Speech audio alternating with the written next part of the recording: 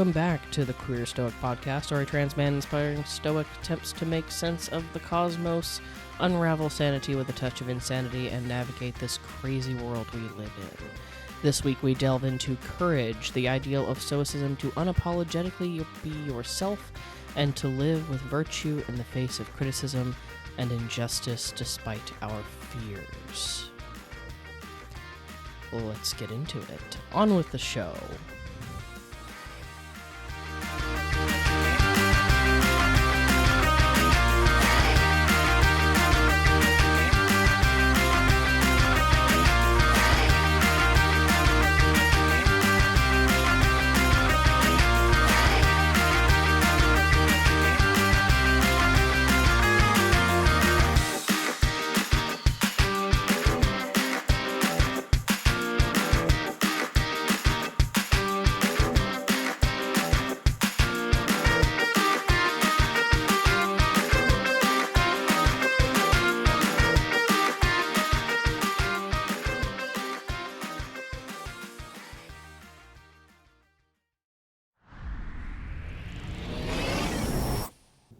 Excuse my voice today. I am a little nasally at the moment due to allergies. I have no hearts in my eyes. Allergies just suck. Honestly, they really do. Anyway, part 1, key aspects of stoic courage. So these are the main aspects of courage. Courage is, of course, an ideal in Stoicism, as most things are as an ideal, because they are practices, as I've mentioned in previous episodes. So, key aspects of Stoic courage. Facing fear. Stoics recognize that fear is a natural human emotion, but it should not dictate one's actions. Instead of avoiding fear, they confront it, understanding that discomfort and even pain are part of life. Next, rational action. Stoic courage is rooted in reason and wisdom. It involves making deliberate decisions based on principles of virtue rather than being driven by impulsive reactions or emotional turmoil. Endurance and perseverance. Stoic courage is not about recklessness or rashness. It's about enduring hardship and persevering in the face of challenges. It's the quiet strength to keep going when things are difficult. Prioritizing virtue. We Stoics believe that courage is essential for living a virtuous life. It enables individuals to act with justice, wisdom, and temperance even when it is difficult or unpopular. Courage does encompass the other 3 virtues, to be honest with you. So maybe I should have waited and had this as the last one to kind of tie it all together, but poor planning on my part. Anyway, acceptance of what is. A key aspect of Stoic courage is accepting the things that are beyond one's control, including external circumstances and even death. This acceptance allows for a focus on what one can control, one's own thoughts and actions. Internal resilience. Stoic courage fosters inner strength and resilience, allowing individuals to remain calm and composed even in stressful situations. Last one is moral integrity. Stoic courage is closely linked to moral integrity and encourages individuals to stand up for what is right, even when it is difficult or unpopular, and to act in accordance with our values.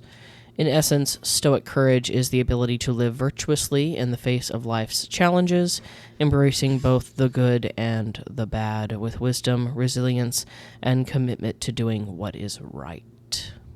Once again, apologies, this may be a shorter episode due to allergy gremlins, but I will do my best to soldier on.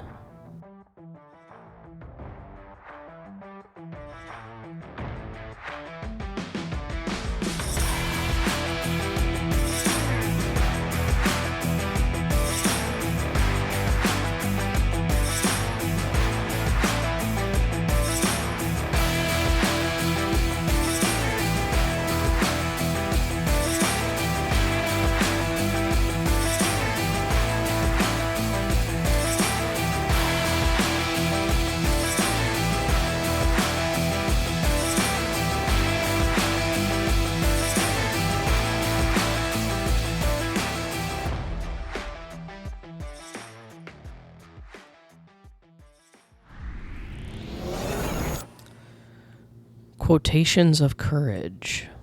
Courage is not recklessness. It is not taking risks just because we can. That is just foolishness, in my opinion.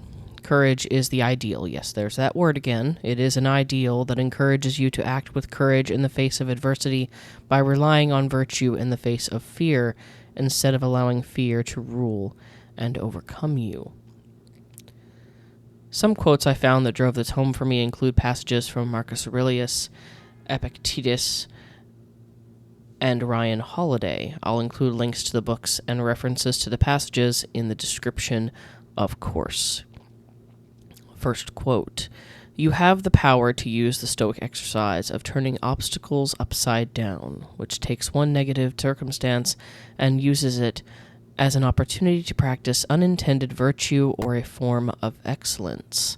Ryan Holiday, The Daily Stoic, June 30th, page 196. Obstacles present us with adversity against which we can stand up and maintain virtue to see it through and persevere. Courage is an ideal that touches on the other three virtues quite easily, depending on the situation or situations you find yourself in. The next quote speaks to goodness like a flame. In that quote, every person has their own version of the flame and is responsible for it, just as you are. If they all fail, the world will be much darker. That is something you don't control, but so long as your flame flickers, there will be some light in the world, end quote. Ryan Holiday, The Daily Stoic, July 4th, page 201. This one was a bit ironic for me, considering what happened this past July 4th. Remaining virtuous does seem like caring for a tiny flame to me personally. It's an internal light we foster and grow with deeds, actions to better the world and others as well as ourselves. It touches on the virtue of justice, which we will get into next week, but the basics is maintaining a sense of justice in the face of others doing things they shouldn't or serving only themselves instead of the greater good. Courage is the will to stand up and say, "No more. I will foster for others that which I wish for myself." Third quote, "You're not afraid of doing what is hard. You can resist superficially attractive rewards, can't you?" Ryan Holiday, The Daily Stoic, July 5th, page 202. In the face of fear, we stand up and say no. Outshine your fear with courage and stand up, not for external reward, but for yourself and others who are unable or are crippled by their fear to stand with you. Stand alone if you must, but stand firm. Next quote is from Epictetus, Discourses and Selected Writings, Book 2.1, page 77, line 5. We have often said and shown that the use of impressions represents for us the essence of good and evil, and that good and evil have to do with the will alone. Be confident in everything outside the will, and cautious in everything under the will's control. This quote was a little difficult for me to decipher for a while, but to me I take it to mean that the will is representative of nature. So what is outside the will's control would be the actions of individuals or groups who would choose to do evil instead of good, or vice versa. Being cautious of this is not fear but practicality, and understanding that we cannot control others. Prepare for the evil of others and stand firm in your own will to do good, and harden your courage to whatever their evil inevitably brings. Next quote, also by Epictetus. Ah, but they will threaten you with punishments that overawe you. But how can they make you think of those sufferings as something you are obligated to avoid? As long as desire and aversion are under your control, there is nothing more to worry about. Epictetus, Discourses and Selected Writings, Book 2.2, page 81, lines 5 through 6. This is a more nuanced reference to courage, in my opinion. Keep in mind, Epictetus was born a slave and earned his freedom later in life, so his take on suffering and pain is different than the other two, meaning Seneca and Marcus Aurelius, in that he views suffering and pain as unavoidable inconveniences rather than end-all, be-all events that one should avoid at all costs. I have a similar view on pain and suffering. I was subjected to both early on in life, and it changed my perspective much like it did for Epictetus. These are unavoidable, but not unbearable. We as human beings can endure unimaginable pain and suffering and keep going. We are built that way, mentally, physically, and rationally. Some can handle it naturally, others cannot, depending on the situation, of course. I'm speaking as a generalization to us as a species, not as a anything specific to a particular person. Pain is temporary. So is suffering. Courage comes into play when these events are staring you down and you cannot avoid them. Courage, when it comes to unavoidable pain and suffering, is enduring these temporary states as one would a storm breaking against the shoreline. Stand firm, keep your wits, hold fast and hard to whatever anchor you can. Weather the storm, it too shall pass. This next quote is for both justice and courage, as they tend to go hand in hand for the most part, and the last quote from Epictetus, I promise, in this episode at least. It is pretty self-explanatory, to be honest, but the quote is, "When you do anything with clear judgment that it should be done, never shrink from being seen to do it, even though the world could misunderstand it, because if you are not acting rightly, you should avoid the action. But if you are, why should you fear those who wrongly criticize you?" Epictetus, Book 35, page 85. Last quote is from Marcus Aurelius' Meditations, Book 4, page 60. "Be like the highland against which the waves continually break, but it stands firm and tames the fury of the water around it." A more poetic way of saying weather the storm, which is one of my favorite sayings when it comes to courage, obviously. Plus, I love all things nautical. It's my favorite scenery, color scheme, and patterning when choosing items for comfort and decoration if I feel so inclined.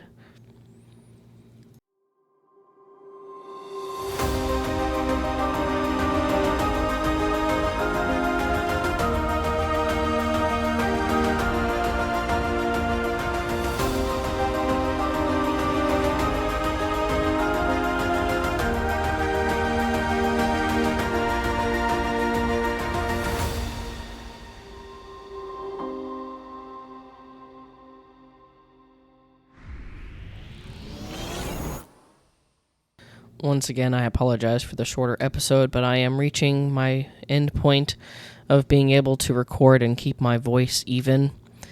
Our next and last part, courage in the face of adversity, specifically for us in the queer community and just in general, the LGBTQ+ and allies as well. As I was planning this episode, my girlfriend sent me a photo, an artwork, that is now the background on my phone. It's a pair of snarling wolves with the words refuse, resist, revolt written across it, one on each line, with the wolves snarling in between. It was fortuitous she would send me this while I was planning for the courage episode this past week. It's a great saying, and a reminder that courage is standing up and facing that which tries to beat us down. In the queer community, we know all about that. The political climate seems especially focused on us as of late. Anyways, the phrase that is now my phone background is a great start to the conversation on courage in the face of adversity. Let's break it down, shall we? No, I will not be making a mixtape. Refuse. We must refuse to follow the masses of hate and discord that seek to pull us under, as we are pushed and pulled with the current of the events around us. Anchor yourself in the knowledge that you deserve to exist as you are. Resist. We must resist the urge to give in to hatred and malice, things that are against nature. Use the anchor point and focus your energy on doing your share of good to keep the balance. We push back, not meeting violence with violence, but by responding to violence with peace and redirection of resources to those in need of them most. Revolt. This one took a bit for me to reframe in a Stoic mindset. Going against nature is not within the Stoic mindset, but doing political good is. Political good in the sense of taking an active interest in improving the lives around you and caring about your fellow humans. This can be in the form of volunteer work, sending in a letter or email to your state representative in regards to a new policy or initiative you agree or disagree with, or taking part in a peaceful protest for a just or righteous cause. We are no strangers to adversity in the queer community, but it doesn't have to define us. We deserve to exist, just like any other minority group deserves to exist in this world. Acting on courage instead of fear is what will win the day for us in the end, in my opinion. We can live our lives in peace if we have the courage to do so despite criticism, political climates, or any other external force. Focus on what is in your control and maintain your virtues is my best advice.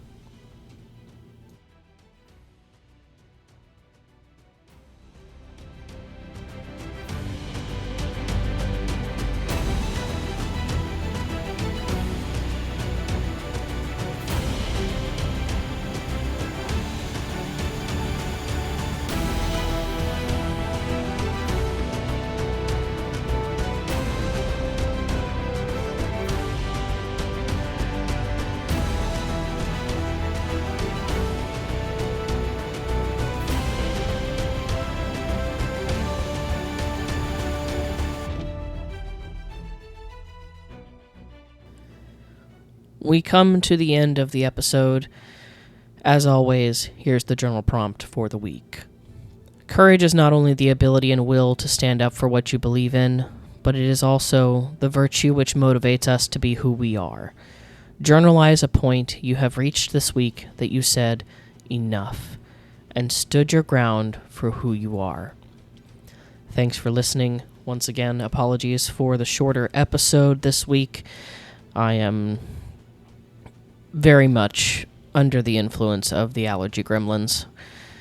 Don't forget to drop me a follow at the socials or visit the website link in the show notes for daily meditations or reach out. I check my messages and emails daily. Hit that donation link in the description if you are able so I can keep making content and feed my slightly concerning caffeine addiction.